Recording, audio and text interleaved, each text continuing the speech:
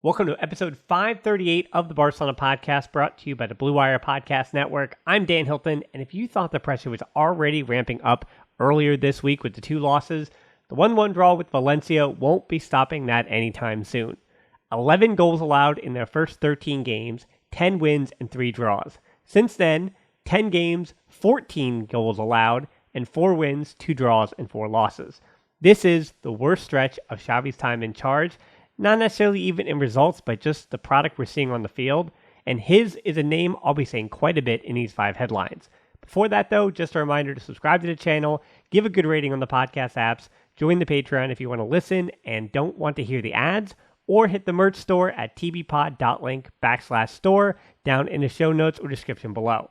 All right, with that done, let's get into it. The 5 headlines from Barcelona's 1-1 draw with Valencia. Headline 1 is out of the race already. Let's start with the big idea and the big fear I think many Kool-Aids have in the Liga. Why go through the second half of a Liga season if you feel like it's already too far gone? Xavi knew that coming into this game, calling it a final. And this is where we kind of talk about the players and Xavi, because I do put some of this onus, especially to start the match at least. 2 minutes in, off the throw-in, a chance for Valencia, and I ask, what the heck, Barcelona, what are you doing? Inaki Peña with the save, but there were too many players. De Jong, Araujo, Cancelo, all complaining about the possession and that throw-in instead of getting into position to defend. And throughout the game, especially that first half, there are too many players having issues with concentration, with a lack of runs for each other, poor timing, and those are things that go on the manager. When one player does it, you go, oh, that player's out of form. 2 or 3 players, they're out of form. But when you seemingly start a game in and game out, we've got 7 or 8 players, and they've conceded the first goal quite a bit this season.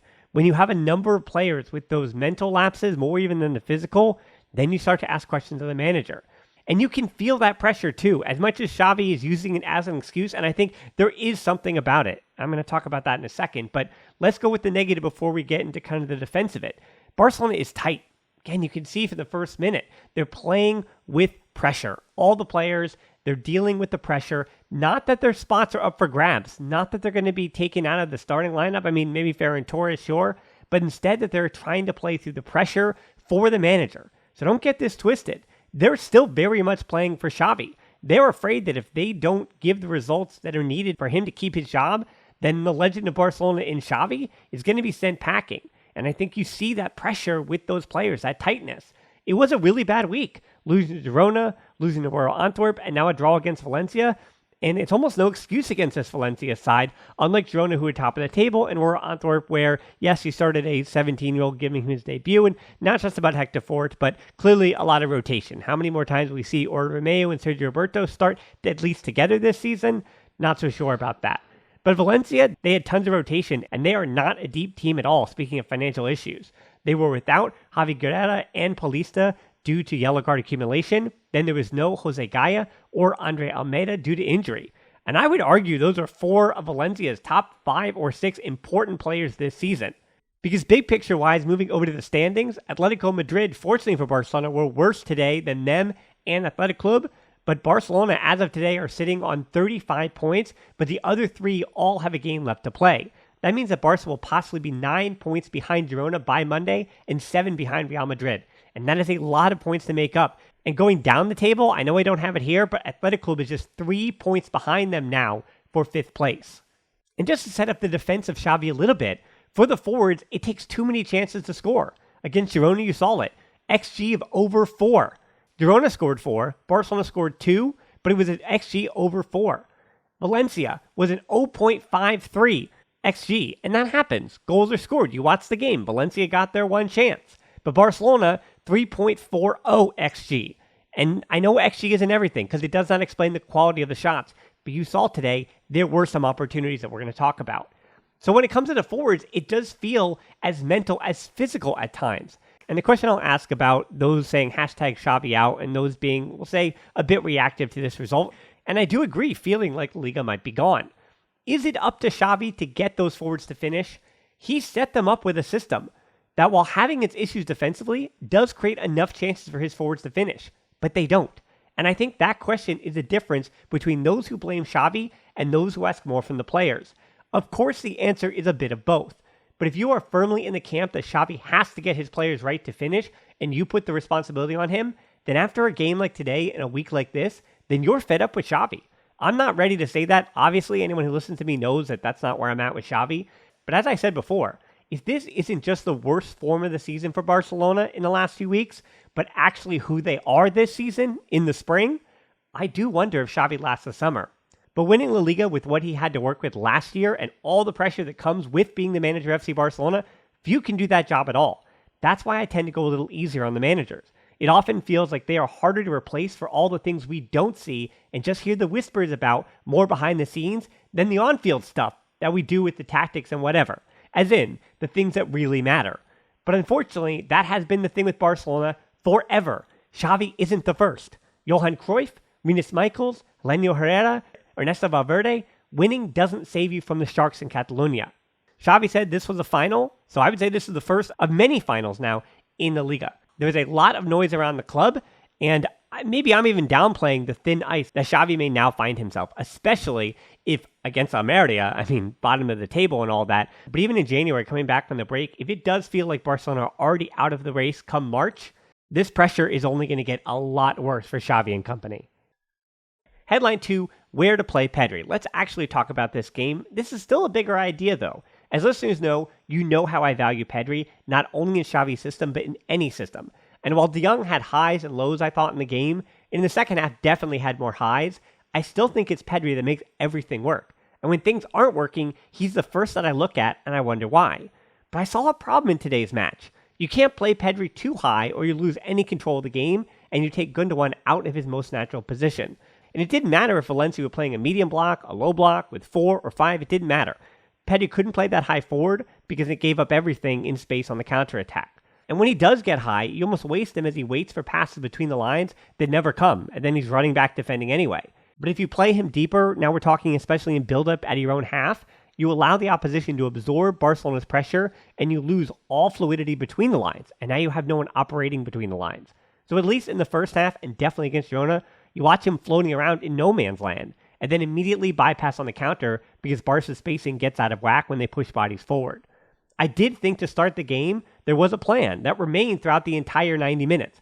It was a good job by De Jong, Pedri, and Gundogan to establish those roles early in possession. I understand those are the instructions, but Gundogan higher on the right, Pedri remaining closer to De Jong, and looking for Gundogan as the third man, with Pedri kind of operating off of De Jong in the space right in front of him.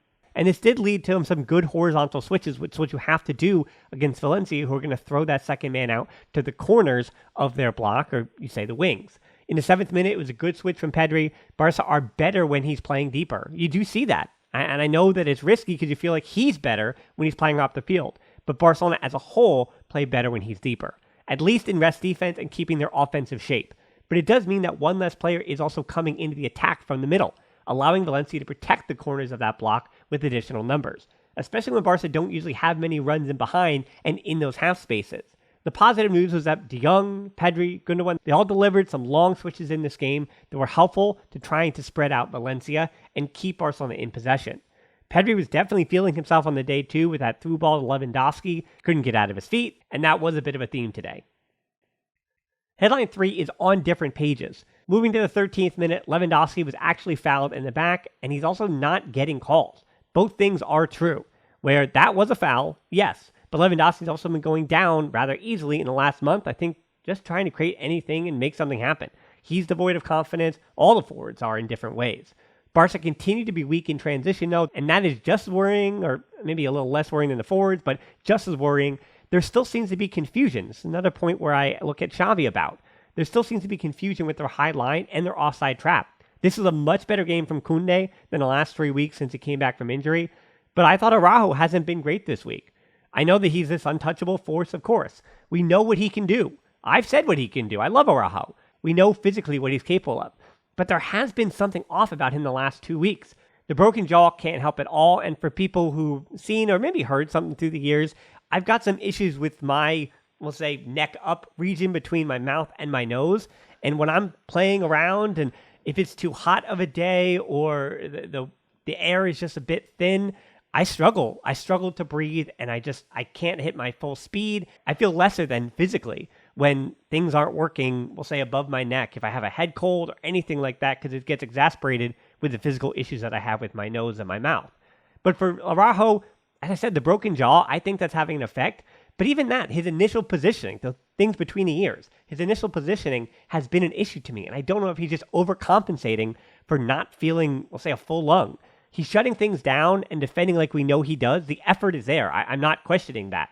But there are a number of plays where I wonder if he's not being enough of a vocal leader back there prior to that long ball coming at him. The same with Koundé or Inaki Peña, though. Is Barca's back line without a voice at the moment? Christensen isn't that guy either, and Inigo Martinez probably didn't come in immediately to be that guy in a locker room where everyone was already established back there. But Barcelona's defense looked much better with Inigo Martinez in there, even though I would firmly argue, as we know, on their best days, Koundé, Araujo, and Christensen might be better defenders, though I would argue that Inigo Martinez might be a better pound-for-pound defender, at least than Koundé is this year. 18th minute, moving along in this game, Rafinha had a nice diagonal too, but the counter was slow to transpire. That was a theme in the first half.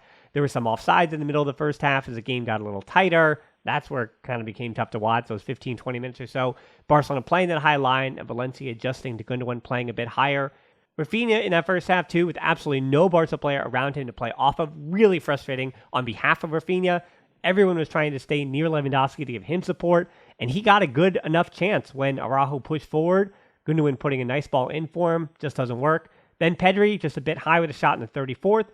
And I wondered at that moment, was that the first involvement of João Felix in the match? He and Balde do not work together at all. You can see with your eyes that either Balde Torres or Cancelo Felix have been much better combinations on the left, and it hasn't worked when Xavi has overlapped them, and just hasn't worked. 35th minute, Lewandowski gets a chance. Cancelo delivers another diagonal ball. Again, good on Barcelona in the first half with those diagonal balls. Lewandowski takes 2 touches, does quite a bit to set himself up, but didn't get any power on it, just chipping into the goalkeeper. Tony from Siempre Positivo had the stat here. Barca is the team in the 5 major European leagues that generates the most big chances with 64. Barcelona is in 76th in conversion rate.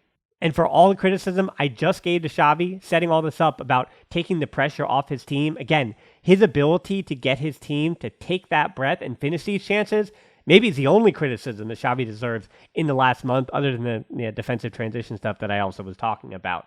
But that's what Xavi's talking about, that Barcelona are getting chances, they're creating chances, and they're not finishing them. Headline 4, breakthrough at the corner. Come the second half, Barcelona were good. Again, Xavi seems like he gets his halftime speeches pretty on point. I think this team is still fighting for him. 52nd minute, lots of yellow shirts wearing together on the counter the way it should be. Cancelo goes wide, and Rafinha makes the inside run. De Jong gives to the wide open Cancelo, and the cutback to Gundogan isn't on target. But at that point, it was something in a game with nothing up until that point, and it was some bright signs.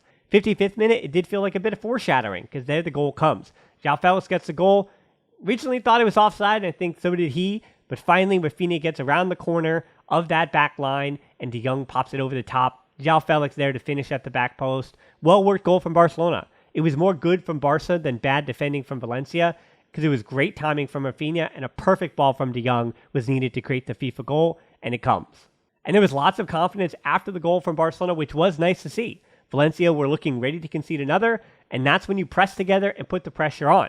But Barca is really easy to get through, and João Felix fouled Hugo Duro with a really ugly tackle that probably deserved a yellow.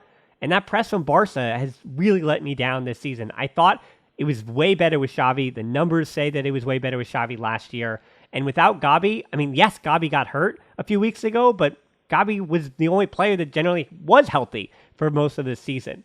And at this point, with that press, it's without Gabi, almost a case of why bother.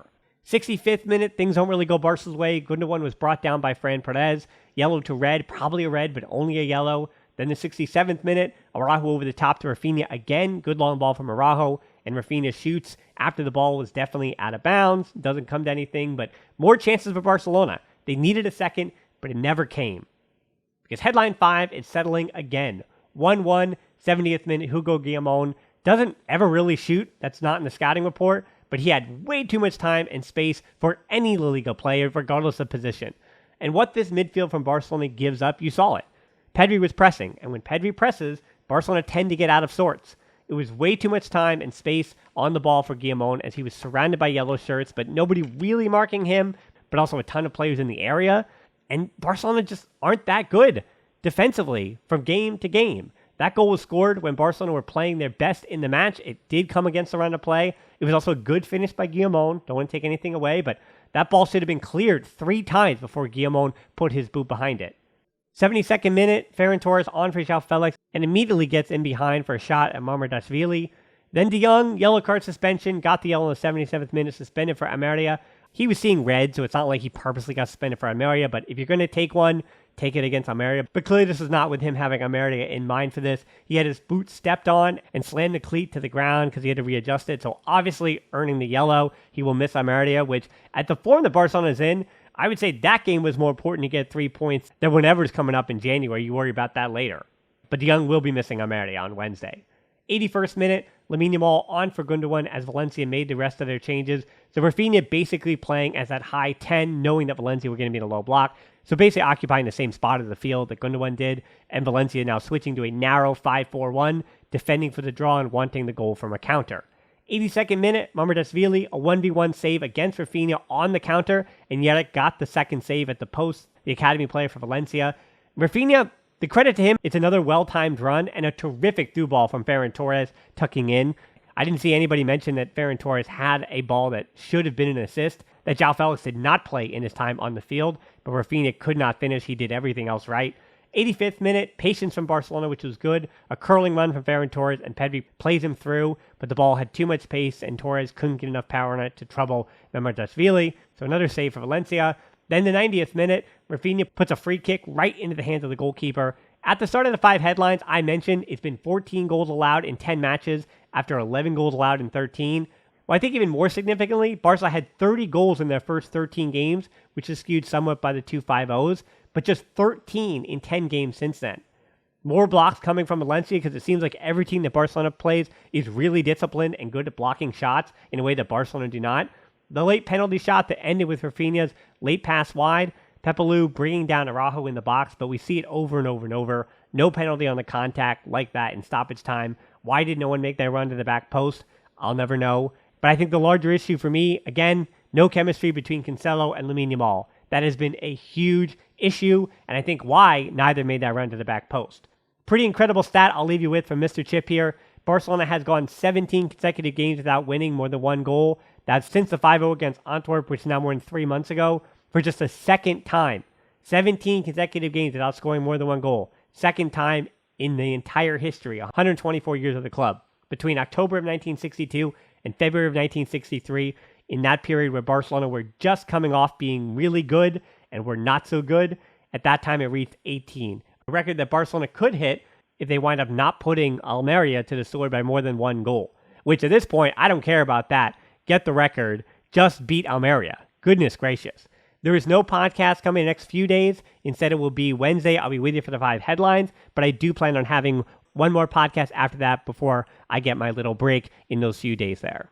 So in case you don't miss it, I also have some fun stuff coming out on the YouTube channel in the coming weeks, likely actually over the holiday period. So a few quick, short, little fun videos for you. So subscribe to the channel so you don't miss that. And I will not be putting them on the podcast feed because they're much smaller content. So you will have to see them on the video stuff, but I'll also be posting them on social media likely. But again, if you don't want to miss them, just follow me wherever you can on social media and all that stuff. And as always, until next time, Forza Barca.